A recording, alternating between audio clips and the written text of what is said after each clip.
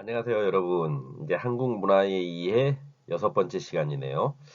이번 시간은 다른 시간에 비해서는 조금 이야기들을 좀 짧게 끝낼 수도 있을 것 같습니다. 그렇게 분량이 많은 이야기는 아니고요. 우리 여러분들이 이제 어떤 한국의 전통적인 세시 풍속과 그다음에 의례 문화, 그다음에 공동체 문화에 대한 이야기를 좀 해볼 겁니다. 그래서 다른 시간에 비해서 그렇게 깊이 있고 뭐 이를테면 한국이 가지고 있는 어떤 정치 문화와 같은 건 굉장히 또 어떤 면으로 본다면은 생각을 많이 하게 하는 것들이지만 여기 오늘 여러분들과 다르게 될 이야기들은 그렇게 깊이 있게 들어가는 그런 것들은 아니기 때문에 여러분들이 그냥 한번 한국의 어떤 전통의 어떤 세시풍속엔 이런 것들이 있고 그다음에 의례 문화라는 것은 이제 이를테면 뭐 결혼 문화라든지 장례 문화 이런 것들에 대한 이야기를 좀 다룰 겁니다. 그리고 공동체 문화라는 것은 한국인의 어떤 마을 공동체를 어떤 식으로 인지하고 그것들을 생각하고 있는가 이런 것들에 대한 이야기를 좀 다루게 될 거고요. 자, 그래서 먼저 여러분과 이야기를 나눌 것은 한국의 세시풍속과 의례 문화입니다. 에, 그랬을 때 이제 세시풍속에 대한 먼저 이야기를 해야 되겠죠. 그래서 한국의 세시풍속 문화 했을 때 이 세시풍속의 개념이 일단 이해가 되셔야 될 겁니다. 세시풍속. 그러면은 세시풍속이라는 것은 한 해를 단위로 해가지고 일정한 시기에 관습적 혹은 주기적, 전승적, 반복적, 의례적으로 거행되는 행동 양식 또는 생활 행위를 이룹니다. 그러면은 여기서 이제 여러분들이 이제 그 한 해를 단위로 한다. 한 해를 단위로 한다라는 것은 세시풍속이라는 게 1년을 단위로 한다는 거죠. 1년을 단위로 해서 거기에 일정한 시기에 따라서 관습적 관습이라는 것은 뭡니까? 오랜 시간 동안 전승되어 내려온 어떠한 습관과 같은 행태지요. 그렇기 때문에 그것은 어느 나라에나 관습이라는 것은 다 있을 겁니다. 그럼 한국에서의 관습이라는 것은 무엇이 있는지를 이야기를 해볼 거라는 거죠. 그다음 주기적이라는 것은 사계절이라는 게 있죠. 사계절. 사계절. 한국에는 사계절이 있기 때문에 그 사계절 안에서의 주기, 그거에 따른 것, 그 다음에 전승, 이어져 내려온 것, 그 다음에 반복, 계속 어, 동일한 어떤 세시 풍속들이 매해 똑같이 똑같은 년에 똑같은 시기에 일어난다는 거죠. 그 다음에 의례적이라는 것은 거기 안에 어떠한 의례, 예적인 요소들이 들어가 있다라는 거죠. 그래서 그러한 것들의 행동 양식 또는 생활 행위가 무엇인지를 이야기하고 있는 게 바로 세시 풍속이라는 겁니다. 그래서 이 세시의 세는 한 해를 의미합니다. 그 다음에 시는 사계절이죠. 그러니까 세시 풍속 했을 때는 한 해 동안에 1년 동안의 사계절 동안의 어떠한 풍속들. 그럼 풍속이라는 것은 아, 한국인들만이 가지고 있는 어떤 전통적 안에서 전래되고 계승되어 내려온 것들이죠. 그렇기 때문에 한국은 특히 사계절이 뚜렷하죠. 물론 이제 지금 여러분들이 그 봄, 여름, 가을, 겨울이거든요. 그러면은 우리가 보통 이제 봄 하면은 근데 이제 이런 건 있죠. 과거에 비해서 한국의 어떤 봄과 가을이 많이 짧아졌습니다. 어 그러니까 이번 이 여러분들이 이제 그 한국 안에 살면서 사계절이 이제 여러분들이 이제 외국인이다 보니까 사계절이 뚜렷지 않은 국가에서 오신 분들도 계시겠죠. 그런데 이제 한국은 전통적으로 그건 사계절이 뚜렷하다는 것을 전제로 해서 세시 풍속들이 전승되고 계승되어 내려왔기 때문에 거기에 관련된 독특한 풍속이 있다는 것, 그런 것들은 이해하고 가시면 될 것 같습니다. 그래서 이러한 세시풍속은 오랜 시간에 걸쳐서 안착된 것이기 때문에 공동체 구성원의 삶에 영향을 미친다는 거죠. 음. 다음으로 우리가 이제 생각해 봐야 될 것은 이러한 세시풍속의 그러면 성격은 어떠한가 했을 때 첫째, 세시풍속이라는 것은 철과 절기에 따라서 행해진다는 겁니다. 어. 그래서 이 세시풍속이라는 것은 달을 중심으로 만들어진 음력을 사용하죠. 그러니까 태양력과 태음력이 있죠. 그래서 우리 보통 이제 우리나라 현재의 그 일상력이라는 것은 태양력이죠. 태양력. 태양력에 따라서 태양의 움직임에 따라서 1월, 2월, 3월, 4월로 해가지고 12월까지가 있지 않습니까? 근데 원래 한국인들은 이런 태양력보다는 전통적으로 태음력을 사용했습니다. 그래서 태음력을 사용했기 때문에 어떤 달의 움직임에 따라서 되는 것이 태음력이죠. 그래서 한국인들이 가끔 그런 얘기를 할 겁니다. 그러니까 음력 생일이 있다 이렇게 얘기를 하시는 분들이 있거든요. 그러니까 양력 생일과 음력 생일 막 이렇게 얘기를 하거든요. 저 같은 경우에도 아무래도 이제 나이가 있다 보니까 태음력에 따른 생일을 하고 있습니다. 그래서 그 음력 생일에 따라서 되면은 양력 생일과는 좀 차이가 납니다. 그래서 매년 생일이 달라지죠. 그래서 어, 이를테면 태양력을 사용하고 계신 분들이 보면 왜 저렇게 번거롭게 태음력을 사용하냐라고 생각하실 수도 있는데 그것은 뭐 한국의 어떤 전통적인 생활 방식 안에 있는 거기 때문에 그런 식으로 태음력을 사용할 수도 있겠구나 정도로 이해하고 가시면 될 것 같습니다. 그래서 이러한 태음력에 따라서 봄, 여름, 가을, 겨울의 어떤 사계절과 그래서 이제 여기서 보시면은 철이죠, 철. 철이기 때문에 봄철, 여름철, 그 다음에 가을철, 겨울철 이렇게 이야기를 합니다. 그래서 이러한 철과 절기에 따라 행해진다 그랬죠. 그러면은 봄철, 여름철, 가을철, 겨울철과 같은 사계절의 어떤 철과 한 해를 24절기로 나누죠. 그래서 24절기라는 것은 이를테면 봄이다 그랬을 때 봄은 1월에는 입춘이라는 게 있거든요. 24절기 안에. 그럼 입춘이지 않습니까?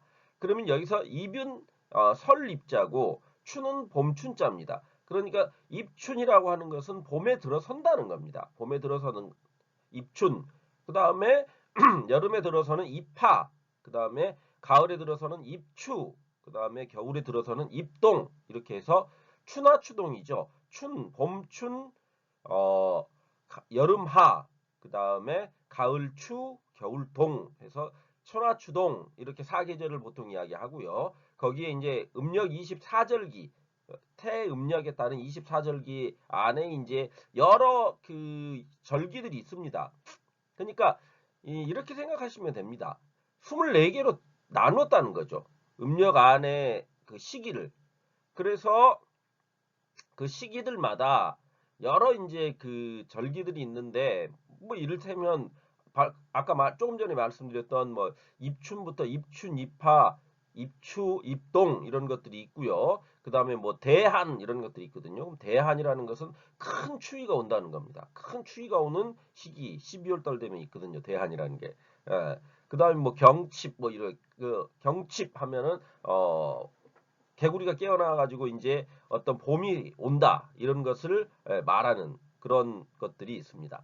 그래서 이렇듯이 한국은 절기를 1년에 절기를 24절기로 나눈다. 그러니까 12달을 또다시 반으로 쪼개니까 그러니까 한 15일마다 하나씩 절기가 있는 거죠. 그러니까 15일 정도마다 절기가 있다라는 것은 보통 우리가 이제 태음력을 사용한다 그랬지 않습니까? 한국의 어떠한 세시풍속 안에서는 그럼 태음력이라 그랬을 때 달이라는 것은 15일 단위로 해가지고 보름달이 되지 않습니까? 보름달이 되기 때문에 그 절기에 따라서 그러니까 한번 순환을 하는 그 절기 절기가 한번 달이 순환하는 것에 따라서 15일 동안 어떤 달이 변화가 일어나거든요.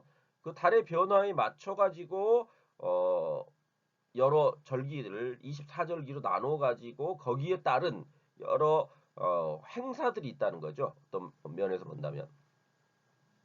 그렇기 때문에 이제 거기 안에 이제 또 행사들 보면 뭐 보통 이제 24절기로 나누고요.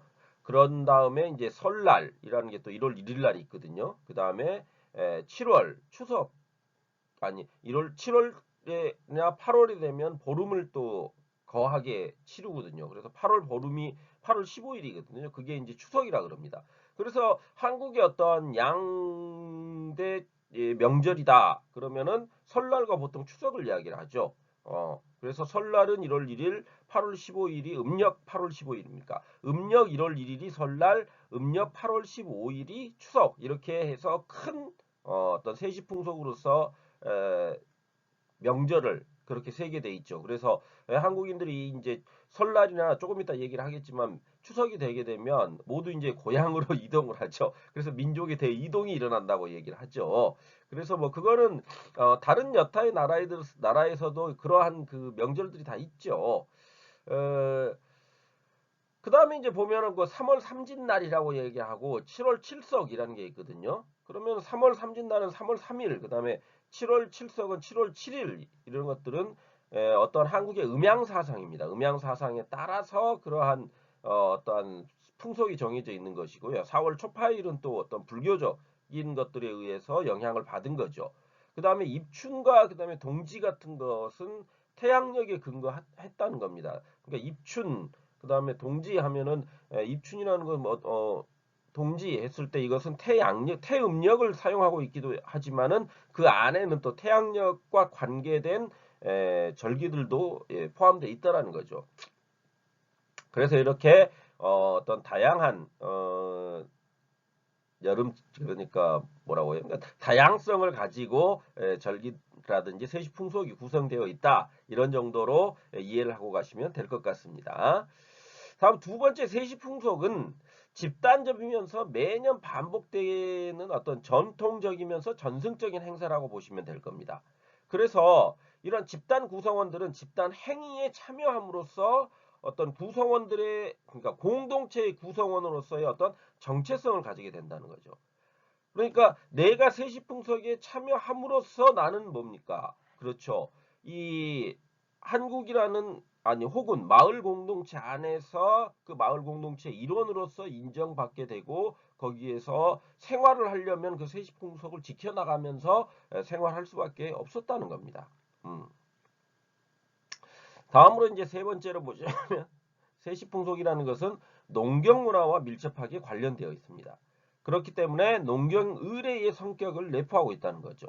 그래서 농사의 어떤 개시, 시작이라든지 파종, 어, 농사에 그러니까 우리가 보통 모내기라 그러지 않습니까? 다른 쪽의 논에다 심어놨던 그 어린 싹들을 이쪽 이제 본격적으로 논에다 파종을 해가지고 파종 씨를 뿌려가지고 이제 그 농사를 시작한다는 거거든요. 그래서 이제 제초라는 것은 그 올라온 자라나고 있는 이를테면 벼에 그 제초지 않습니까? 불필요한 그 잡초들을 제거하는 것. 그러니까 그게 제초거든요. 그다음에 수확은 걷어들인다는 거죠. 그다음에 저장은 겨울 같은 때 되면 어떻습니까? 그렇죠. 그 봄에 이를테면 농사를 개시를 해가지고 파종을 모내기를 거쳐서 한 후에 여름 기간 동안에 제초 자라났을 때 그것들의 어떤 잡초들을 제거한 후에 가을이 되면 수확을 하지 않습니까? 그리고 가을이 되면 수확을 했던 그 벼들을 가지고 왜 한국인들은 쌀이 주식이니까요. 그 쌀을 가지고 이제 저장해 뒀다가 겨울을 나게 되는 거죠. 그래서 겨울을 나게 되면 이제 한국에 보릿고개라는 말이 있습니다. 보릿고개. 그럼 보릿고개라는 것은 그 쌀이 그러니까 가을철에 수확했던 쌀이 떨어지는 시기입니다. 그게 이제 그 시기가 그러니까 모든 먹을거리가 거의 다 떨어져 버리는 시기라는 겁니다. 그 시기가 되면 보릿고개라 그래가지고 먹을 것들이 없기 때문에 그 시기를 어떻게 견뎌내느냐 이것을 어떠한 생명을 유지하는데 굉장히 중요한 시기였다는 거죠. 그러니까 이제 보통 우리가 이제 어른들이 얘기를 들어보면 옛날에 보릿고개도 다 넘겼는데 이런 말을 하거든요. 그럼 보릿고개를 넘겼다는 것은 그 힘든 시기를 다 지내왔는데 이런 의미가 있다는 거죠. 그런 식으로 이해를 하고 받아들이시면 될 것 같습니다. 다음으로 이제 세시풍속이라는 것은 고사, 그러니까 제사를 지내는 거죠. 제사를 지내는 거. 그다음 전복, 점과 복을 기원하는 점을 치는 행위라는 거죠. 이것은 이제 복을 기원하는 전복, 그 점을 치는 행위라는 것은 한국인들의 어떤 무속신앙 안에서도 되어 있는 거죠. 그래서 금기, 그러니까 어겨서는 안 되는 것들이라든지 무속적인 측면들, 그다음에 부적. 그러니까 한국인들 중에 부적을 가지고 다니는 사람들이 막 있습니다. 예, 뭐 중국 같은 경우에도 부적이라는 게 막 있지 않습니까? 그러면 그런 것들은 일종의 민간 신앙이죠. 민간 신앙에 의해서 뭐 고사라든지 전복이라든지 금기라든지 무속이라든지 부적 같은 것들을 에, 한다는 거죠. 그런 것들이 어떤 세시풍속 안에 남겨져 있다는 겁니다. 그 다음에 내재되어 있고요. 안에 들어가 있고요. 그 다음에 음식, 복식, 놀이, 예술, 농경 생활들 같은 것들이 복합적으로 구성되어 있는 어떤 종합문화의 현상이라고 보시면 될 겁니다. 그러니까 종합문화라는 거죠. 세시풍속이라는 것은.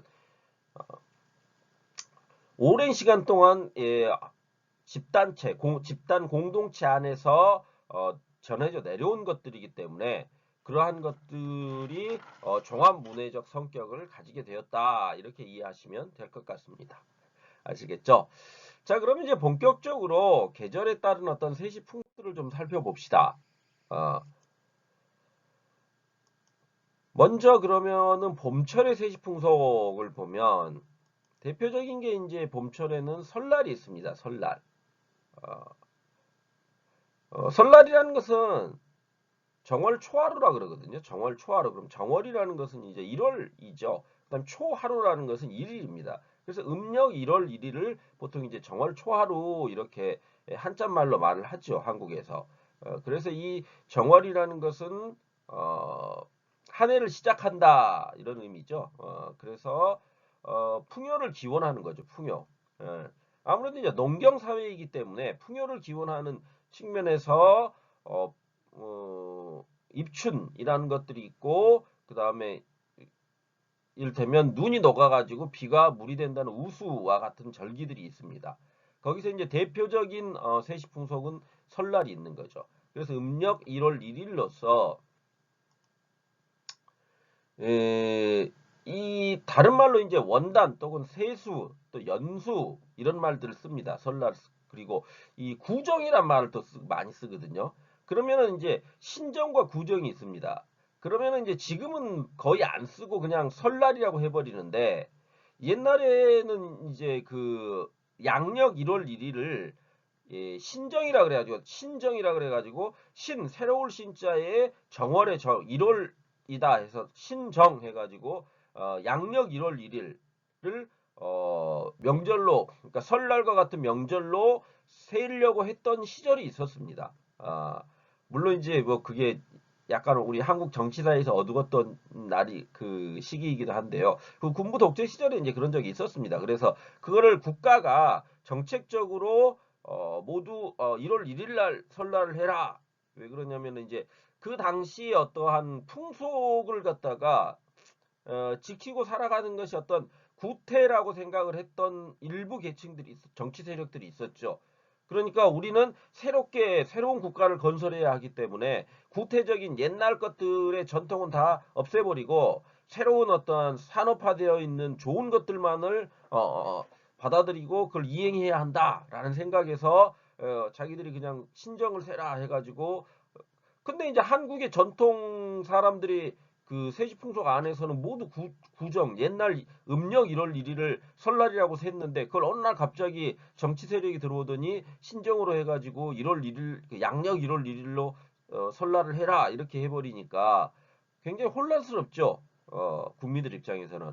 그래서 그게 이제 한때 1월 1일을 신정이라 그래가지고 휴일도 굉장히 많게 막 3일까지 주고 막 이래가지고 어, 그러니까 어떤 면으로 본다면 하나의 세시풍속으로서 만들려고 인위적으로 만들려고 했었던 적이 있었는데 지금은 이제 그게 없어졌죠. 없어져 버리고 그냥 1월 1일 날은 새해 첫날이다라는 개념으로 해가지고 그냥 어, 지냈고요.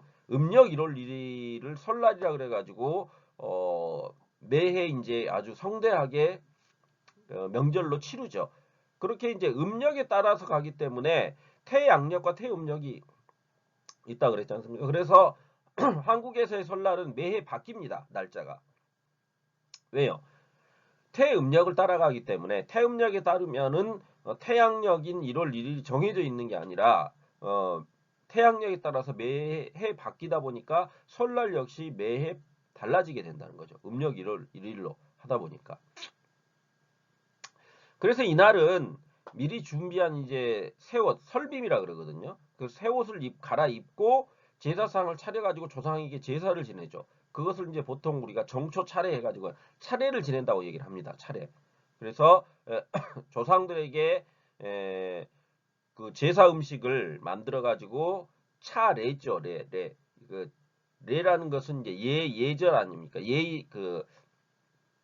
예의를 지키는 거 아닙니까? 예의를 지키면서 어떤 의식적인 측면을 한다는 거죠. 그래서 정초 차례를 지키고 다음으로 차례 후에는 새해 첫 인사인 세배를 하게 됩니다.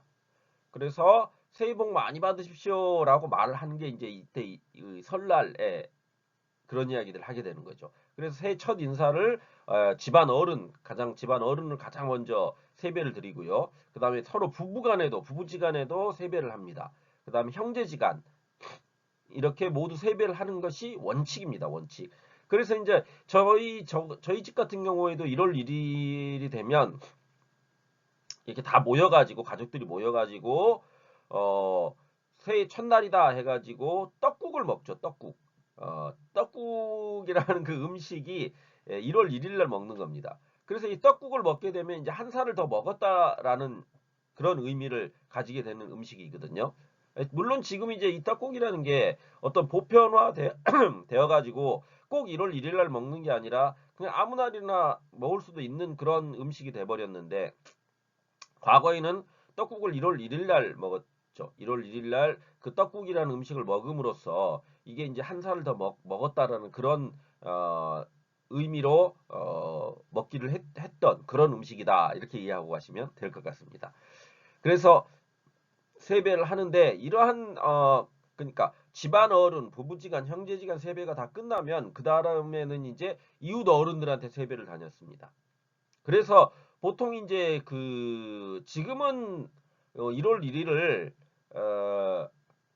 설날 전날과 그다음에 설날, 그다음에 설날 후날 해가지고 한 3일 정도 쉬는데요. 예전에 제가 어렸을 때만 해도 이 공식적으로 휴일이 아니더라도 1월 1일부터 시작을 해가지고 저 같은 경우에도 어렸을 때 그 이웃 어른들에게 세배를 다 다녔습니다. 그럼 세배를 다니면 이제 그 세배를 하지요. 인사를 하지요. 그럼 뭘 줍니까? 세뱃돈이라는 걸 줍니다. 세뱃돈. 그래서 세뱃돈이라는 것을 복을 기원하는 의미로 주는 거죠. 돈을 주면서 그러니까 그 세뱃돈을 받아가지고 어떤 면에서 본다면은 그 어린 아이들은 그 세뱃돈을 받은 것을 가지고 모아가지고 이제 자기가 뭔가 사고 싶은 것들을 물품들을 사고 막 그랬던 게 있습니다. 그래서 세뱃돈이 그 매해 이제 조금씩 그 어떤 면으로 본다면 그 약간 부담스러울 수도 있겠죠. 그러니까 이 세뱃돈은 그리고 보통 이제 그 이렇게 정해진 건 아닌데 세뱃돈을 받는 나이는 그러니까 그러니까 초등학교, 중학교, 고등학교까지 학생일 때까지 대학생까지는 그래도 세뱃돈을 줍니다. 어른들이. 그런데 이제 대학생인데도 이제 뭐 이를테면 아르바이트 같은 걸 해가지고 돈을 벌기 시작하면 어떤 돈을 벌기 시작하면 이제 세뱃돈이라는 걸 안 주죠. 안 줍니다. 그래서 그냥 세배만 하고 말죠. 예, 그런 것들이 있습니다. 그런 것들이 일종의 세시풍속이기 때문에 한국인들에게 그런 것 그러니까 세뱃돈이라는 것은 그런 의미구나라고 이해를 하고 가시면 될 것 같고요. 그 다음에 친척, 친지, 친구 등에게도 인사와 덕담을 나누죠. 그러면 인사와 덕담을 나누는 게 바로 이제 새해 복 많이 받으십시오라는 그런 말들이죠, 말들. 그러면 새해 복 많이 받으십시오라는 것, 이런 거 1월 1일이 되게 되면 평소에는 좀 연락을 하지 않았던 사람들에게까지 모두 그러니까 윗 어른에 해당되는 거구나 직장 상사인데 혹은 내가 뭔가 인사를 해야 할 사이다 그러면은 그 시기가 되면은 이제 막 인사와 덕담을 나누는 거죠. 그렇게 함으로써 안부를 묻는 그런 행위들을 막 합니다. 그 다음에 조상의 무덤을 찾아가지고 인사를 역시 드리죠. 그래서 거기서도 역시 무덤 앞에서 이제 절을 하게 되는 거죠. 그런 행위들을 설날 한다는 겁니다. 그 다음에 이러한 설날에 즐기는 놀이로는 윷놀이, 그 다음에 널뛰기, 연날리기, 돈치기, 지신밟기 이런 것들이 있습니다. 다음으로 이제 세시풍속 대보름이 있습니다. 이제 보통 정월 대보름 이렇게 이야기를 하거든요. 그래서 이제 이 어떤 농경국가 안에서 보름달이라는 것은 풍요를 상징합니다. 그렇기 때문에 그 풍요를 지원하는 정월 대보름, 그 다음에 6월 유두, 7월 백중, 8월 추석 이러한 것들이 있습니다. 이게 이제 어떠한 한국의 전통 의례라고 할 수가 있죠. 그래서 어, 정월 대보름, 그러니까 대보름이라는 것은 보름인데 15일마다 행해지죠. 태음력에 따르면 15일마다 행해지는 거기 때문에 정월 대보름이라는 것은 정월 1월 15일이 해당이 되는 겁니다. 그래서 풍요를 기원하기 위해서 이 세시풍속이 생겼다는 거죠. 그래서 정월 대보름이라는 것은 1월의 보름을 일컫는 말인데요. 오곡밥을 먹습니다. 오곡밥 이때. 그래서 이 오곡밥은 쌀, 이때 쌀은 이제 보통 우리가 이제 찹쌀을 먹거든요. 찹쌀. 맵쌀도 먹는데, 그러니까 맵쌀은 보통 우리가 일반적으로 한국인들이 먹는 이제 쌀인데, 그걸로 이제 맵쌀이라고 얘기를 하거든요. 그 다음에 찹쌀이라는 것은 찰기가 훨씬 더 많은 쌀입니다. 그래서 찹쌀이라는 것은 그 희귀성이거든요. 많지 않고 비싸다고 인식이 됐기 때문에 특별한 날 이 찹쌀로 밥을 지어 먹습니다. 역시 이제 오곡밥이라는 것도 그래서 이제 찹쌀로 짓는 경우가 많이 있었죠. 그래서 찹쌀, 그 다음에 통, 팥, 보리, 조 이런 것들을 섞어가지고 밤이나 대추를 넣어가지고 먹는 거. 그것을 이제 보통 이제 오곡밥이라고도 하고요. 찰밥이라고도 합니다. 그냥 찰밥. 그래서 이 오곡밥을 보면 그 여러분들이 시장 같은 데 가면은 떡집에 가게 되면 그 하얀색 밥이 아니라 약간 갈색 톤의 밥들이 막 있습니다. 근데 그 밥에 이를테면 대추라든지 혹은 밤 이런 것들이 섞여 있는 약밥이라 그러거든요. 그 약밥이 있는데 그게 일종의 이제 그 보름날 먹는 정월 대보름날 먹는 오곡밥이라고 생각을 하시면 됩니다. 그런 식으로 해가지고 먹는 그런 것이 어떠한 일종의 세시풍속이다 이렇게 보시면 되겠죠. 다음 묵은 나물들 그러니까 말린 나물이죠. 말린 나물들. 그래서 취나물, 고사리, 무고지. 무고지라는 것은 이제 무입니다. 무를 말린 거죠. 그 다음에 말린 가지 이런 것들을 먹는다는 거죠. 같이 그날. 그게 이제 정월 대보름의 어떤 음식 문화가 되겠습니다. 음식 문화. 그러면서 또한 보름날은 이제 밤, 호도, 잣, 은행 이런 것들을 깨물입니다. 깨물어 먹죠. 깨물어 먹으면서 1년 동안 무사태평하고 만사가 뜻대로 되며 부스럼 나지 마라. 그러니까 부스럼이라는 것은 일종의 이제 피부병이죠. 피부병, 종기죠. 그런 거 나지 말라 하면서 이 부럼이라 그럽니다. 그걸 여기에 밤이라든지 호도, 잣, 은행들은 어떻습니까? 딱딱하죠. 그 딱딱한 것들을 깨물어 가지고 일종의 이제 어떤 면으로 본다면 민속신앙적인 측면이죠. 그걸 깨물어 먹으면서 1년 동안 부스럼이 나지 마라 하면서 부럼을 깨먹는 그런 관습이 있다는 거죠. 그런 관습. 또한 이제 또 하나의 관습으로서 아침 일찍 술을 먹으면 귀가 밝아진다 그래가지고 술 한 잔을 먹는 그런 관습이 있다는 겁니다. 그래서 이명주 이거를 이명주라는 이라는 것은 귀자에 명은 밝을 명입니다. 그러니까 말 그대로 귀를 밝게 하는 술이죠. 귀박이 술 혹은 이명주 한자로 이렇게 하면서 술을 한 잔씩 먹었다는 겁니다. 정월대보름이 되면. 그게 이제 정월대보름에 하는 어떠한 세시풍속이라고 이해를 하고 가시면 될 것 같습니다. 다음으로 보름의 어떤 대보름의 놀이에는 달집 태우기, 망우리 돌리기, 쥐불놀이, 횃불 싸움, 줄다리기, 다리 밟기, 지신 밟기, 탈놀이, 돌싸움 이런 것들이 있습니다. 그래서 이것은 어떠한 그 놀이라는 거죠. 놀이 말 그대로. 그래서 정월 대보름이 되면 달집 태우기 달집을 지어가지고 그걸 그 태워버립니다. 불로. 그다음에 쥐불놀이를 막 하죠. 그다음 횃불 싸움 이런 것들을 하기 때문에 지금은 이제 그 위험하다 그래가지고 못하게 하죠. 그런데 제가 어렸을 때는 이런 것들을 그 정월 대보름날 막 하고 그랬습니다. 특히 이제 그 정월 대보름이 되면 아무래도 1월 15일이다 보니까 겨울입니다. 겨울. 겨울에 농사를 다 짓고 나서 그 논이 벌판이지 않습니까? 그럼 그런 데서 이제 이런 달집 태우기라든지 지불놀이, 횃불싸움 이런 것들을 했죠. 아시겠죠? 그런 이렇게 이제 어떠한 봄철의 세시풍속이 설날과 정월대보름 큰 두 행사가 있었다는 거죠. 여름철의 어떤 세시풍속은 초파일이 있습니다. 초파일. 이것은 이제 4월 초파일 해가지고 부처님 오신 날 이제 이라고 해서 어떠한 불교적인 행사죠. 불교적인 행사인데 한국인들이 아무래도 불교를 받아들이는 게 삼국시대부터 받아들이지 않습니까?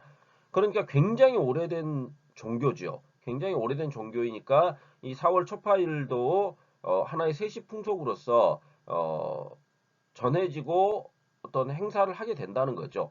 그렇기 때문에 각 가정에서 이제 연등을 만들고 탑돌이를 하면서 소원을 비는 겁니다. 근데 이제 이것은 세시풍속이 그러한데 아무래도 초파일이라는 것이 불교적 행사이기 때문에 지금은 많은 사람들이 여기에 참여한다기보다는 종교로서 불교를 믿고 있는 사람들의 어떤 행사로 이제 조금 축소된 측면들이 있죠. 다음으로 이제 단오라는 게 있습니다.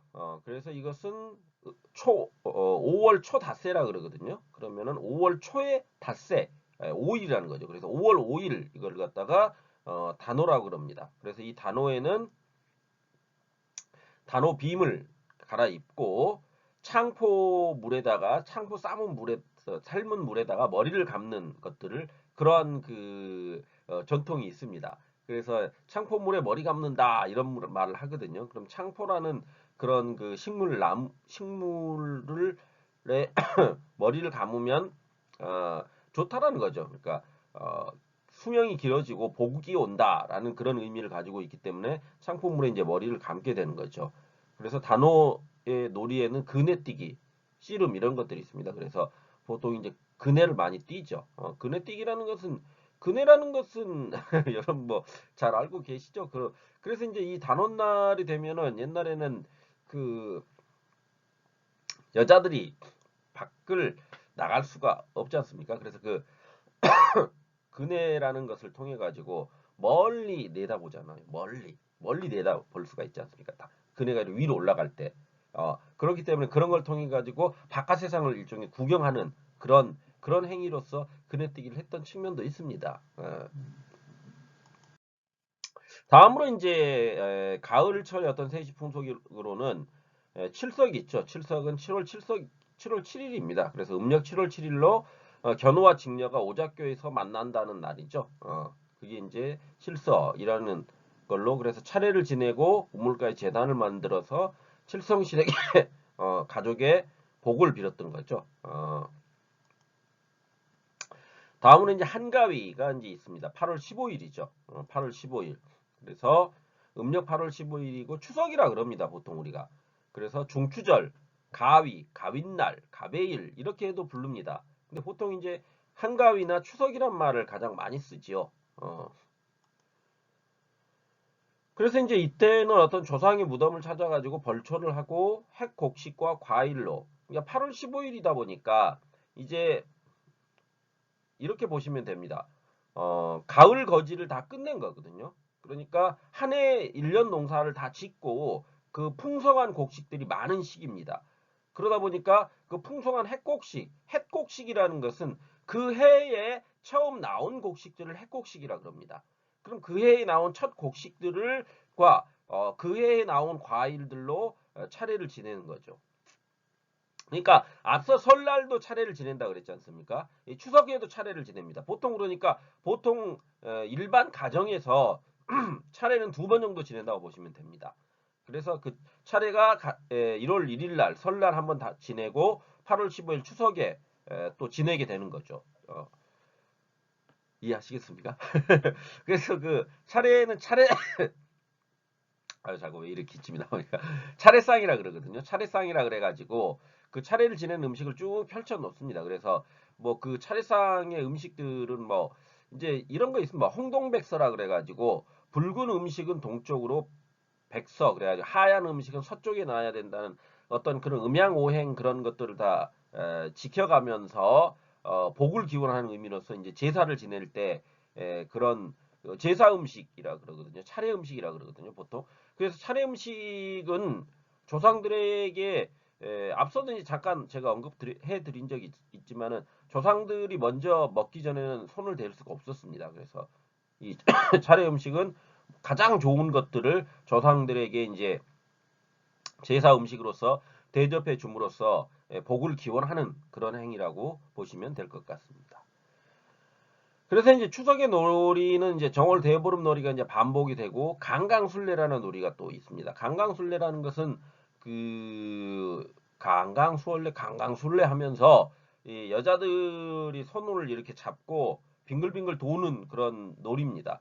그런데 이 강강술래가 그 임진왜란 때도 쓰이거든요. 그러니까 임진왜란 때 이순신 장군이 일본인들에게 일본 그러니까 왜구죠, 왜구. 왜군들에게 한국군이 많다는 것을 보여주기 위해서 여자들이 전부 이제 횃불을 하나씩 들고 손에 손을 잡고 강황술래 이렇게 빙빙빙빙 돌게 했습니다.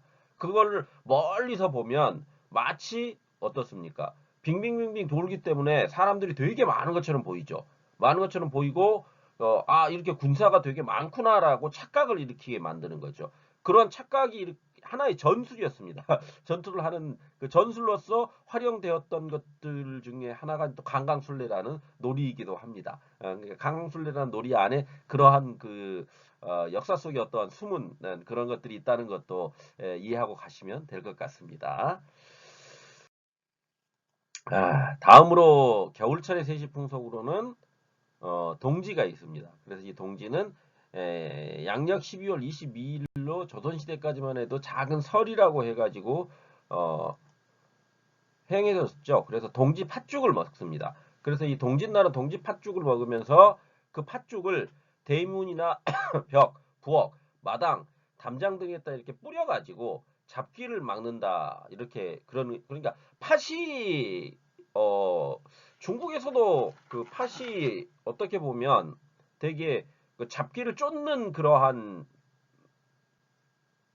뭐라고 해야 됩니까? 곡식이라고 할 수가 있는 거죠. 그런데 한국에서도 역시 똑같았습니다. 중국의 그런 부분들은 주술적인 부분이니까 붉은색이라는 것이 어떠한 그 잡기를 쫓는 주술적인 측면이 있다고 해가지고 한국에 행해지게 된 그런 것이 그런 어, 세시풍속이다 이렇게 이해하고 가시면 될 것 같습니다. 다음으로 이제 우리가 살펴볼 것은 한국의 의례 문화입니다. 의례 문화.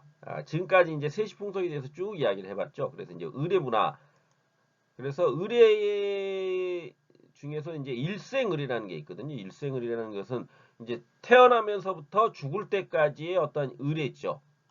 그래서 이제 그 의례라는 것 자체가 어떠한 그 특정 대상이나 관념을 이제 구체적 행동으로 드러내기 위해서 일정한 격식과 절차를 차리는 것을 말하는 거거든요. 음. 그렇기 때문에 그 사람의 어떠한 그 격식을 차린다는 것은 그러니까 예의를 다한다는 거죠. 예의를 다한다는 거죠. 그래서 일생의례이기 때문에 이제 이 어떤 사람의 일생에 있어서의 지켜야 할 의례들은 무엇인가 이런 것들이 있다라는 거죠. 그래서 가장 먼저 이제 일생의례로서 기자의례라는 게 있습니다. 이 기자의례라는 것은 이제 아들을 낳기 위한 의례거든요. 그래서 기도를 드리거나 그래서 기도 같은 경우에는 뭐 우리가 보통 3일 기도, 뭐 7일 기도, 뭐 100일 기도 이런 것들을 하거든요. 그것은 이제 정해진 날에 기도라는 행위를 통해 가지고 아들을 낳게 해달라 이런 기원적인 의미죠. 기원적 의미. 그래서 주술의 힘을 빌려 가지고 아들을 낳으려는 여러 의식들을 이야기를 합니다. 그래서 이제 아들을 낳으려고 그런 거 있잖아요. 뭐 다산 그러니까 많이 아들을 낳은 그 여자가 찾던 월경대라든지 어, 금줄에 달린 고추를 갖다가 어, 모셔뒀다가 그걸 다려 먹으면 또 아들을 낳는다든지 그런 그 말도 안 되는 어, 주술의 힘을 빌리려고 하는 그런 행사들이 있었습니다. 그리고 또 남근석이라는 게 있거든요. 그러니까 남자의 성기 모양을 닮은 그 남근석이라든 것이 있어가지고 그 남근석을 또 이렇게 만지는 행위들을 했었고요. 그 다음에 또 제주도에 가면 돌하루방이 있지 않습니까? 돌하루방이라는 것은 돌로 만든 하루방이라는 게 이제 그 할아버지잖아요. 할아버지. 그래서 그 돌하루방에 코를 이렇게 만지면은 아들을 낳는다 이런 것들이 있어가지고 사람들이 자꾸 코를 이렇게 만지게 돼서 코만 닳고 이런 것들이 있습니다. 그래서 그게 이제 일종의 기자의례라고 할 수 있습니다. 어, 아들을 낳으려고 하는 그런 행위들 이런 기자의례가 있었고요. 다음으로 이제 출산 의례라는 게 있죠. 그래서 출산 전에 삼신상 그러니까 출산을 담당하는 신을 차려놓고 순산을 비는 거죠. 그래서 출산을 한 후에는 금줄을 겁니다. 그러니까 지금은 많이 그게 없어졌는데 이제 시골 같은 데 가면은 아들이나 딸이 태어나면 이 금줄이라 그래가지고 여러분들이 이제 인터넷에 금줄 한번 쳐보시면 그 대문 앞에다가 이렇게 새끼를 꼬아가지고 걸어놓거든요. 그게 이제 금줄입니다. 그러면 아 우리 아이가 태어났어요. 축하해 주세요. 이런 의미를 갖는다는 거죠. 그래서 그 금줄을 걸어가지고 남자가 태어났을 때는 숫, 고추, 백지를 이렇게 집어 넣어가지고 그걸 걸어 놓습니다. 그 다음에 여자는 이 고추를 빼버리고 숫과 백치를 이렇게 걸어 놓죠. 그게 이제 하나의 출산 의례로서 그렇게 해놓는다는 거죠. 그 다음에 출산을 한 후에는 그 삼신 여기서 지금 순산을 빌었지 않습니까? 삼신상에다가 음식을 차려놓고 그래서 그 음식을 올려놓은 그 중에서 이제 쌀과 미역 그래서 이제 그 미역국을 먹지 않습니까? 출산 후에는 그게 이제 하나의 어떤 의례죠.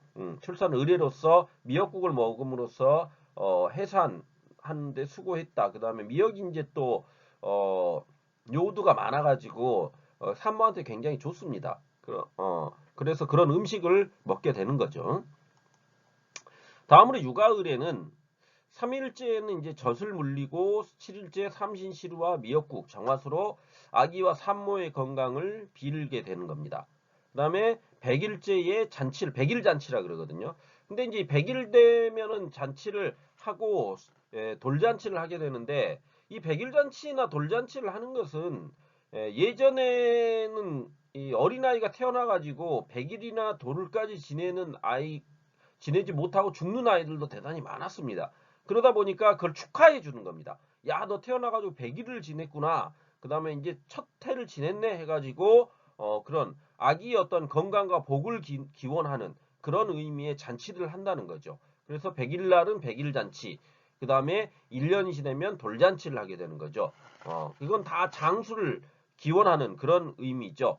그래서 돌상 위에는 돌잔치를 할 때는 이 아이들 이제 돌잡이라는 걸 하거든요. 그럼 거기 위에 뭐 돈, 책, 붓, 실, 연필, 쌀, 주적, 방망이 이런 것들을 놔두고 아이들에게 이제 집게합니다. 그럼 그 아이가 가장 먼저 무엇을 집느냐에 따라서 그 아이의 어떤 미래를 점쳐보는 거죠. 미래를 점쳐보는 그런 그 거기 때문에 그것은 뭐 어떤 면으로 본다면 아이의 미래를 점쳐볼 때 이를테면 책이라든지 연필, 붓을 집으면 공부와 관련된 것 혹은 출세와 관련된 것을 했다고 하고요. 주걱이라는 것은 이제 음식, 솜씨가 좋다. 그 다음에 뭐 방망이라는 것은 남동생을 이제 낳게 해줄 것이다. 그 다음에 쌀은 복을 주면서 오래 살 수 있게 쌀은 복을 준다. 그 다음에 실을 잡은 건 실이 이렇게 길지 않습니까? 길기 때문에 오래 장수를 할 것이다. 이런 의미를 지니고 있거든요. 그럼 그것을 어떤 것을 잡느냐에 따라서 사람들이 그걸 가지고 그 아이의 어떤 미래를 갖다가 점치는 그런 행위를 했다라는 거죠. 그게 이제 돌잔치에서 돌잡이라고 해가지고 행해지는 것들입니다. 다음으로 이제 그 성년 의례가 있죠. 그래서 어린 남녀가 이제 성인이 되었을 때 그 성년이 되었다라는 것을 알리는 행사로서 남자는 이제 상투를 튼다고 얘기를 하거든요. 그래서 관례를 통해 가지고 상투를 틀고 관을 씀으로써 성년이 되었다라는 것을 알려주고요. 여자들은 이제 계례를 통해 가지고 머리를 이렇게 들어 올리는 거죠. 그래가지고 거기에 비녀라는 것은 그 머리에 꼽는 거 아닙니까? 그래서 그 머리를 이렇게 틀어 올려가지고 비녀를 꽂아 줌으로써 이제 너는 여자 어른이 되었다라는 것을 하는 그런 성년 의례를 지내게 된다는 거죠. 다음으로 이제 혼인 의례가 있습니다. 그래서 혼인 의례는 먼저 이제 혼담이 오고 가죠. 그래서 남자 나이가 15세에서 60세, 그다음에 여자 나이 16세에서 17세에 혼담이 오가고 그 혼인은 수주를 통해 가지고 궁합을 보고 그 궁합에 따라서 결정을 한다는 거죠. 궁합이 맞다 이렇게 해가지고 그 태어난 일시를 갖다가 사주단자, 그러니까 여기서 지금 이제 다음에 나오겠지만요, 이 사주단자 혼인이 워낙에 이제 그 궁합이 맞다라는 것이 결론이 내려지면 이제 사주단자를 보내게 됩니다. 그래서 이제 사주단자라는 것은 혼인이 이제 원만하게 진행된다라는 것을 알리는 거거든요. 그래서 남자 쪽에서 남자의 어떤 출생, 연, 월, 시를 적은 그러니까 언제 태어났고 몇 월 달에 태어났고 시라는 것은 몇 시에 태어났느냐 이것도 굉장히 중요하거든요. 한국에서는 어떤 전통적인 것 안에서는 그 주술적인 거죠. 주술적인 의미에서 그런 것들을 적어가지고 팔자라 그러지 않습니까? 그러니까 팔자가 있어가지고 거기에 사주단자에 넣어가지고 궁합이 맞는지 안 맞는지. 그러니까 궁합이라는 것은 남자와 여자의 어떠한 그 생년월일들이 서로 음양오행 일종의 음양오행에 해당되는 겁니다. 그래 음양오행에 맞는지 안 맞는지를 점쳐가지고 맞다 그러면 이제 사주단자가 남자 측이 보내고 그걸 받으면 이제 결혼이 성사되는 걸로 쳤다는 거죠. 그래서 이제 그 사주단자를 받은 신부 측에서는 이제 태기를 하는 겁니다. 그래서는 사주단자를 남자 집에서 보냈기 때문에 그 답례로서 혼인 날짜를 잡아가지고 신랑 측에게 보내는 게 이제 태길이 되는 겁니다.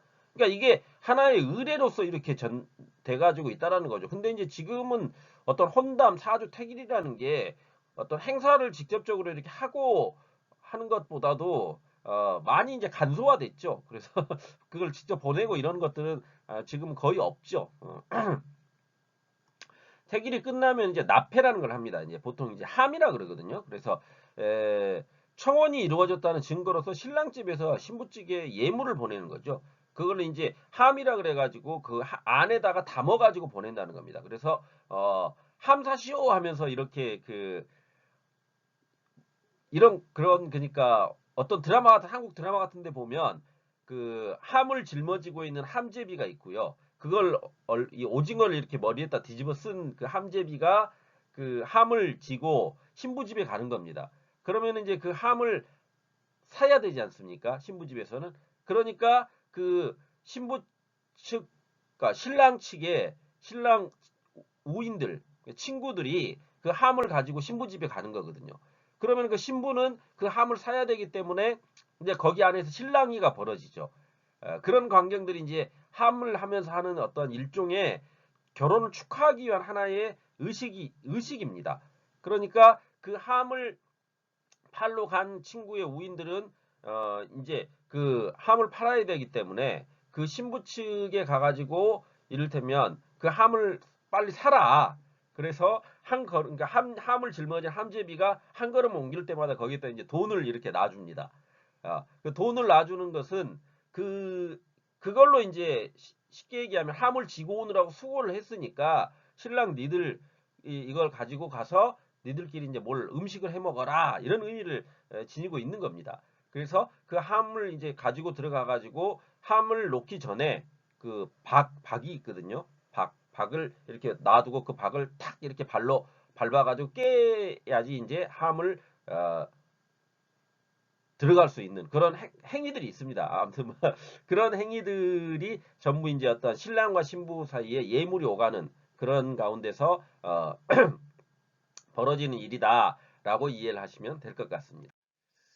다음으로 이제 예식을 하게 되죠. 그래서 신랑은 혼례가 있는 날 혼례를 올리기 위해 이제 신부집으로 가고 이를 초행이라고 합니다.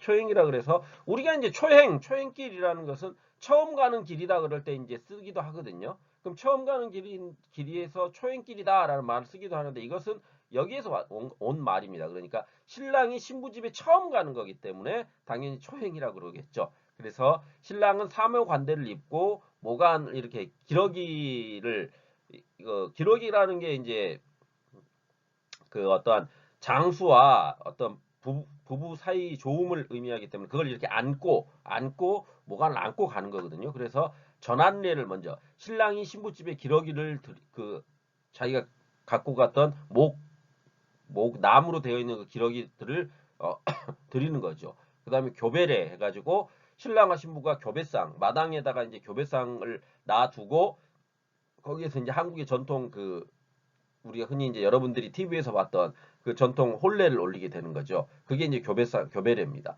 합끝례라는 것은 이제 그 교배상을 놔두고 서로 인사를 나눴던 신랑과 신부가 이제 술잔을 교환하면서 술을 마심으로써 이제 부부가 되었다라는 것을 알리는 거죠. 그다음에 합국례라는 게 있죠. 그래서 신랑 신부가 한 방에서 이제 자는 그런 것들.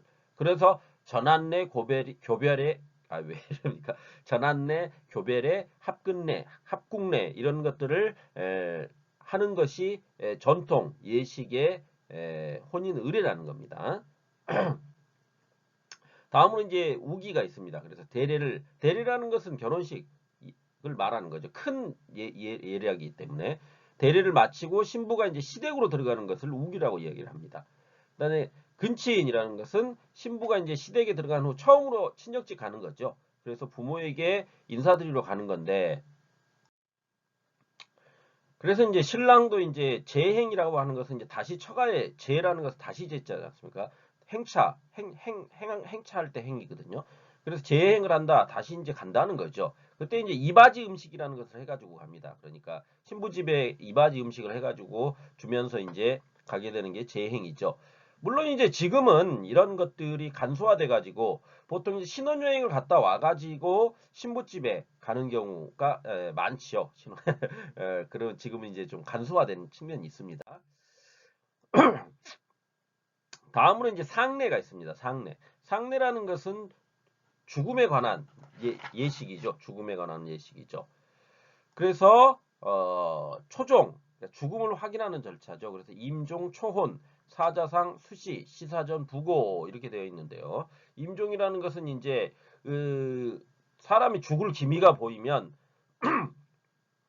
그 사람들이 이제 그 가족들이 그 죽은 이가 모여 있는 방으로 모여가지고 새 옷을 갈아입히고 사람이 죽어가는 것을 바라보는 것을 이제 지켜보는 것, 그것을 임종이라고 하고요. 그래서 이제 사람이 죽으면 그것을 서럽게 곡을 하는 죽었다는 것을 곡을 하는 그런 것을 임종이라고 합니다.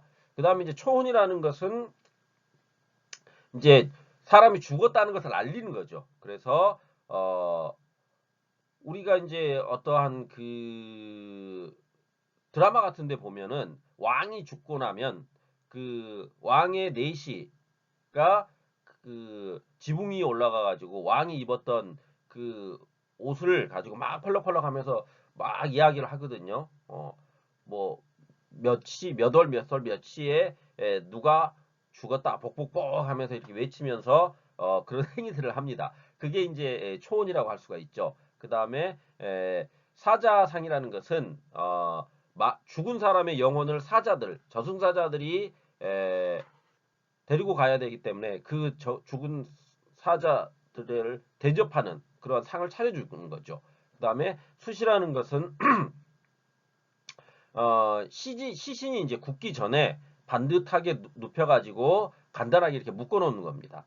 그걸 이제 수시 혹은 소렴이라고 이야기를 하거든요. 그 다음에 시사전이라는 것은 이제 그 묶어놨지 않습니까? 시신을 그걸 이제 시사전이라 그래가지고 병풍 앞에다가 이제 병풍을 칩니다. 그 앞에다가 그리고 거기에 이제 상을 차리고 혼백을 달래는 그러한 이 상을 놔두는 것. 그게 이제 시사전이라고 합니다. 그 다음에 부고라는 것은 이제 주변 사람들에게 죽은 이의 어떠한 죽음을 알리는 그러한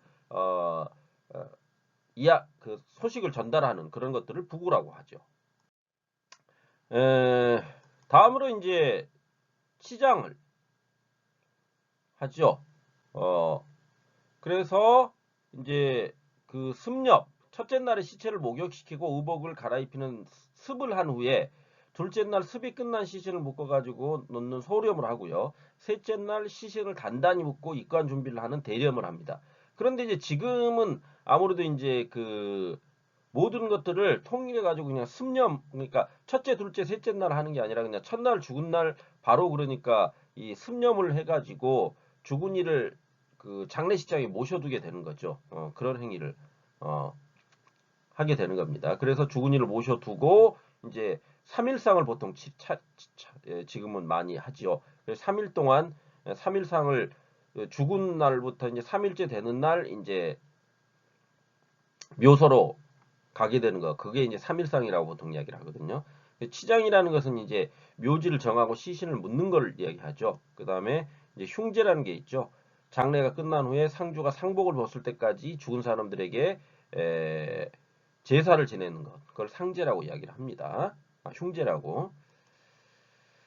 다음으로 이제 제례가 있습니다. 그래서 제례에는 기제 해가지고 1년에 한 번씩 그 죽은 이가 죽은 날 제사를 지낸다 그러거든요. 그래서 이 한국인들에게 이 제례는 굉장한 어떤 면에서 보면 스트레스일 수도 있습니다. 그래서 특히 이제 가족이 많은 큰 집안에서는 이 제사 음식 제례를 굉장히 많이 지내는 기제를 많이 지내는 곳이 있거든요. 그래서 그걸 가지고 이제 막 그 갈등이 일어나고 막 그렇습니다. 그 다음에 이제 차례, 명절날 조상이 올리는 제사죠. 그 다음에 시제, 그 다음에 시제라는 것은 5대조 이상의 조상에 대해 가족들이 지내는 걸 이제 보통 시제라고 그럽니다. 그래서 이런 제례, 기제와 차례, 시제 이런 의례가 있다. 이런 정도로 이해하고 가시면 될 것 같습니다. 이상으로 어떠한 그 한국의 세시 풍속과 의례 문화에 대한 이야기를 좀 해봤습니다. 간단히 끝날 줄 알았는데 좀 또 얘기가 길어져 버렸네요. 아무튼 여러분 듣느라고 수고들 하셨고요. 다음 시간에 어떤 한국의 공동체 문화에 대한 이야기를 좀 해보도록 합시다. 수고들 하셨습니다. 감사합니다.